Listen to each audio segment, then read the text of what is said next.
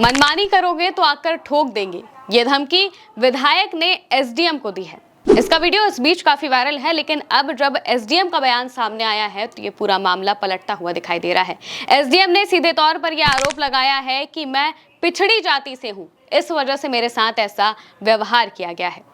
दोस्तों, आपको एसडीएम का पूरा बयान बताएंगे, लेकिन पूरे मामले को समझने से पहले आप बीजेपी विधायक प्रकाश द्विवेदी का वो वीडियो देखिए जिसमें वो एसडीएम को फटकार लगाते हुए दिखाई दे रहे हैं। किसी का मिशन पूरा करने के लिए अगर बबेरू में आए हो तो अपनी आदतें ठीक कर लो। मैं गलत आरोप नहीं लगा रहा, मैं सही आरोप लगा रहा। एक बार आग्रह करेंगे, अनुरोध करेंगे, हम मनमानी करेंगे तो हम आकर के ठीक करेंगे, वादा है।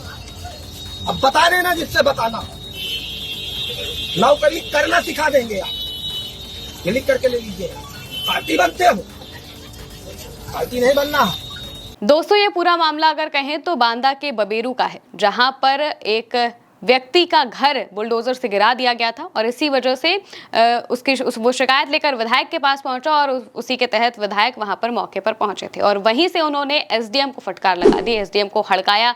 वो कहते हुए सुनाई दिए कि मैं तुम्हें ठीक कर दूंगा।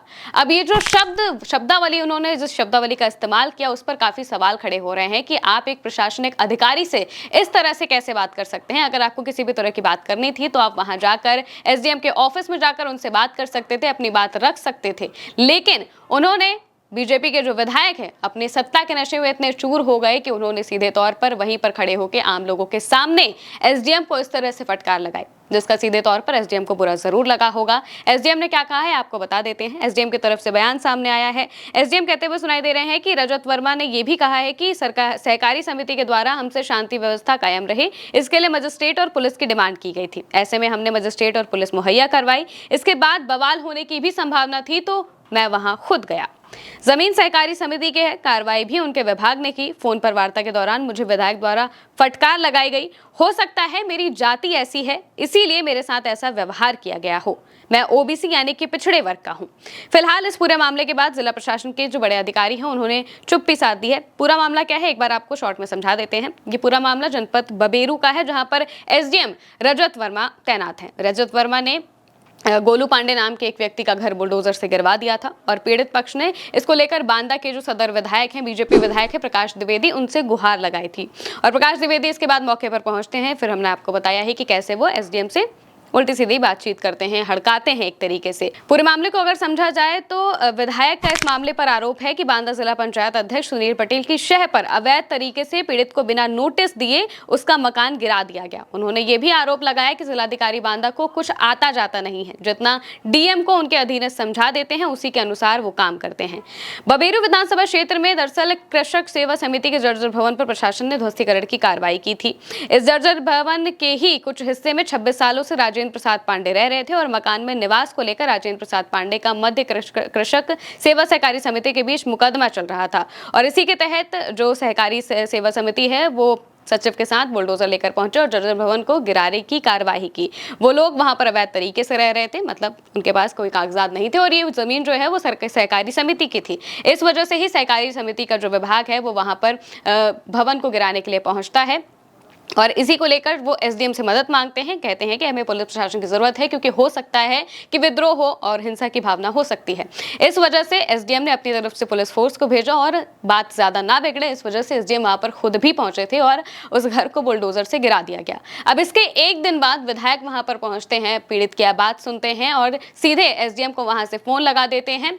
उनका जो लहजा होता है वो काफी खराब बताया जा रहा है, उनका लहजा बिल्कुल भी ठीक नहीं था। इसको लेकर समाजवादी पार्टी और यूपी की कांग्रेस पार्टी की तरफ से भी एक्स पर पोस्ट किया गया है। क्या लिखा है आपको बता देते हैं। समाजवादी पार्टी की तरफ से इसको लेकर लिखा गया कि भाजपा विधायक एसडीएम को जान से मारने की धमकी दे रहे हैं, कह रहे हैं कि आपको ठीक कर देंगे, नौकरी करना सिखा देंगे। ये भाजपाई गुंडे भाजपा सत्ता के अहंकार और गुंडाराज का ही परिणाम है। सरकारी अधिकारियों के साथ में गुंडागर्दी, मारपीट, लड़ाई झगड़ा, गाली गलौज भाजपा नेताओं के द्वारा आम बात हो गई है। पीसीएस संगठन और आईएस संगठन शायद सो रहे हैं, अभी जागे नहीं हैं। सपा सरकार में मात्र ट्रांसफर पर हल्ला मचाने वाले अधिकारीगण भाजपा सरकार में शायद जूता थप्पड़ खाने का इंतजार कर रहे हैं। भाजपा सरकार में ये गुंडागर्दी योगी आदित्यनाथ जी शासित निरंकुश और गालीबाज गुंडाराज वाली भाजपाई कार्यशैली की देन है। वहीं दूसरी तरफ कांग्रेस की तरफ से लिखा गया कि एसडीएम को धमकी दे रहे ये साहब बांदा से भाजपा के विधायक प्रकाश द्विवेदी हैं। सिर्फ धमकी ही नहीं, विधायक जी तो खुलेआम ये भी कह रहे हैं कि जिसे बताना हो बता देना। अब सवाल ये है कि ये चैलेंज किसे दे रहे हैं? क्या सीधे मुख्यमंत्री योगी आदित्यनाथ जी को? क्योंकि एसडीएम साहब तो उन्हीं के आदेशों का पालन कर रहे थे। वैसे याद दिला दे कि यही विधायक महोदय कुछ समय पहले एक एसडीएम को थप्पड़ मारकर चर्चा में आए थे। अब एक बार फिर सत्ता का घमंड बोल रहा है। सत्ता के नशे में चूर इन भाजपा विधायकों का जब प्रशासनिक अधिकारियों के साथ ऐसा बर्ताव है तो आम जनता के साथ कैसा सलूक होगा, सोचिए जरा। दोस्तों, इस पूरे मामले की अगर बात करें, जो विधायक हैं जाहिर तौर से ब्राह्मण समाज से आने वाले हैं। दूसरी तरफ जिस पीड़ित का घर गिरा वो भी ब्राह्मण समाज का है, नाम उसका गोलू पांडे है। वहीं अगर एसडीएम की बात करें तो एसडीएम रजत वर्मा है और उन्होंने इसीलिए ये आरोप लगाया है कि मेरे साथ ये व्यवहार इसलिए किया गया, मुझे सरेआम सबके सामने इस वजह से हड़काया गया क्योंकि मैं पिछड़ी जाति से हूँ, मेरी जाति देखकर ये सब किया गया है। अब इसको लेकर अलग अलग राय बटी हुई है, लोग अलग अलग तरह की बातें कह रहे हैं। आप इस पर क्या सोचते हैं, कमेंट में जरूर बताइएगा। मैं हूं महिमा और आप देखते रहिए उल्टा चश्मा यूसी।